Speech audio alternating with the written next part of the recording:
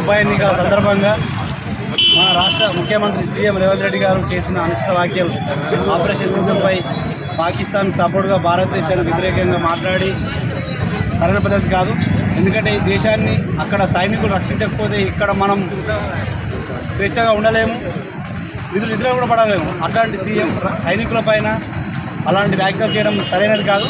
ఆయన వెంటనే బేషరతుగా బహిరంగ క్షమాపణ చెప్పి అటు సైనికులకు ఇటు దేశ ప్రజలకు క్షమాపణ చెప్పాల్సిన అవసరం ఎంతైనా ఉందని తెలియజేస్తూ ఈ దేశానికి వెన్నెముకైనటువంటి అటు దేశ సైనికులు మరి ఇటు రైతులు వీరిద్దరిని గాలికి వదిలేసి ఆయన స్వార్థ రాజకీయాల కోసం ఈరోజు జూబ్లీహిల్స్ ఉప ఎన్నికలలో అలాంటి వ్యతిరేక వ్యాఖ్యలు చేయడం చాలా బాధాకరం.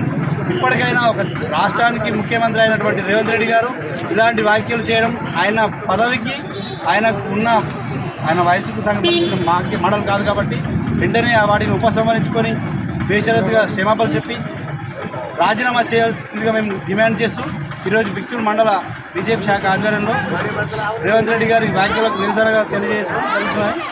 భారత్ మాతా కీ జై, భారత్ మాతా కీ జై, భారతీయ జనతా పార్టీ జిందాబాద్, భారతీయ జనతా పార్టీ జిందాబాద్.